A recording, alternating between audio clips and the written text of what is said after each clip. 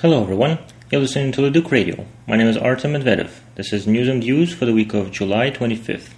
I would like to start with my sincere wishes for a speedy recovery for Jack Layden. I'm sure this is a wish that listeners of Leduc Radio share, so get well soon, Jack. To start our show with a number, there is a $20,000 tab for stalking the bar at the Canadian Embassy in Afghanistan. News came out this week that the embassy there was spending a lot on beer and wine, although alcohol is actually against the law in Afghanistan. So socializing with the local elite apparently takes this much effort, and the local elite gladly joins the Canadian diplomats in consuming alcohol by truckload every month. So here you have it, an interesting way to spend taxpayer dollars. So $20,000 for alcohol alone.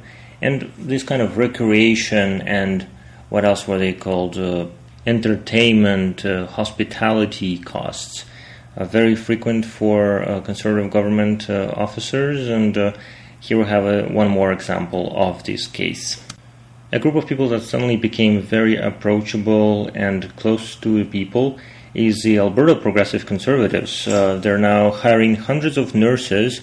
People have been calling for hundreds of nurses to be hired in Alberta for years, and now suddenly the Progressive Conservative government in Alberta is doing just that.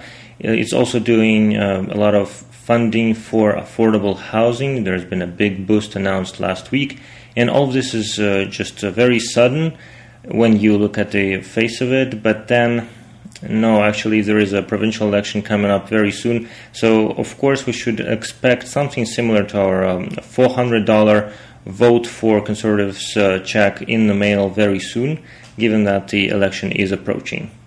And Alberta Conservatives are not the only ones engaging in this kind of discourse towards the public and other people. The Conservatives on the federal level, as well apparently the Liberals on the federal level, have shredded, as you know, thousands of pages of documents before leaving their offices when their MPs were defeated in the last federal election. And in one of the filing cabinets, a new MP from the NDP actually found a note, "Don't worry, it's all been recycled." So all of the information about contacts with the voters was shredded. All of the requests from people living in the riding were shredded, but all of it has been recycled. So this kind of political joke, I think it's really beyond a political joke and into a very serious manifestation of personal failure of former MPs that would engage in acts like that, is a very serious indicator as to what is happening to people that have been in politics for way too long, that have been with the Conservative Party for way too long. And right now, of course, there are thousands of people that are still waiting for their MPs to get back to them, but that's not going to happen anytime soon because all of the information about their problems has been shredded. Once again, on the topic of political discourse in Canada, to me this is a very close topic because this is actually my profession, analyzing this kind of talk. And a study was completed just recently on remarks made in the House of Commons that do not make it into the official transcript. So these remarks were noticed by the research team, and they come to very difficult conclusions that there are a lot of racist, sexist, ageist, and homophobic remarks thrown across the floor in the House of Commons here in Canada. And in the 21st century, this is still continuing. In the newest House of Commons, this will probably continue as well. The only way that this could be done is interviewing dozens of MPs and trying to listen more carefully than the regular people that work on the Hansard transcript do. But this is very alarming. Racism, sexism, ageism, and homophobic attitudes among our MPs are apparently very frequent, and everyone who was participating in this study had mentioned that they did hear something like this at one time or another, and for some people it was very difficult to have their voice heard in Canada's Parliament. Now to turn to two environmental issues. The National Geographic magazine recently called the North Gateway Pipeline a pipeline through paradise. As you know, this is a pipeline going from Alberta to BC that will basically involve the initiation of a super-tanker superhighway off the BC coast. So there will be huge tankers, sometimes the size of skyscrapers, going between little passages in the islands on the BC coast. And a lot of people are genuinely worried as to what would happen in case of a human error, bad weather, etc., etc. And the National Geographic magazine has joined this debate, saying that this is exactly the place where supertankers should never go, because human error cannot be outruled, and this is a place where the consequences will be completely disastrous. In the meantime, the federal government has announced that it will initiate a new program of monitoring pollution originating from the Alberta oil sands.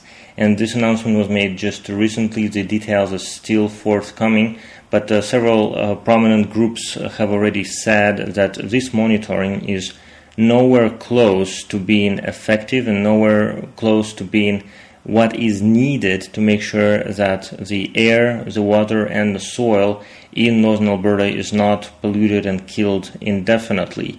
So the monitoring will start, I believe, no sooner than next year. Correct me if I'm wrong, but the measures that are included in this monitoring seem to many environmentalists to already be just half-truths, half-steps towards saying that everything is okay. And of course, one of the reasons for this is the number of alternatives out there for monitoring, number of viewpoints that differ from that of the provincial and the federal governments on the effect of the Alberta oil sands onto the environment. And I would like to end with an announcement. The Newsroom Duke discussion series on current events will resume on Tuesday, September 20th. So on September 20th at 6 p.m., we will talk about labor rights and privatization issues in Canada. The meeting will be at the Riverbend Public Library in Edmonton. So please mark your calendar. That's Tuesday, September 20th at 6 p.m., Riverbend Public Library. More information will follow in the next shows, as well as check online, but I definitely hope to see you there. And as always, I look forward to your feedback, and I just wanted to make a little note.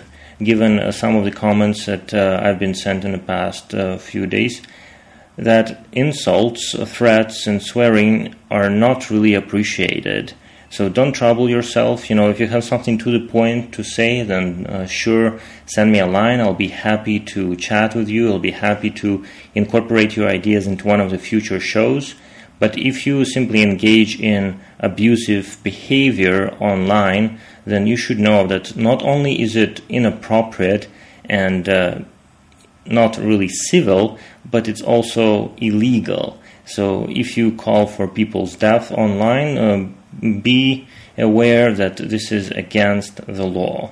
But if you are not going to engage in insults, etc., please get in touch with me. I'm always happy to hear from real listeners and people that have interesting ideas out there. I'm sure that there are people that disagree, and I'm always glad to engage in discussions with people that have a different viewpoint. And it's always very interesting for me to find out how other people's feelings lie about the current events. So get in touch. I'm easy to find on YouTube, Twitter, Facebook, LinkedIn, and Blogger. So thank you very much for listening. This was News and Views on Leduc Radio.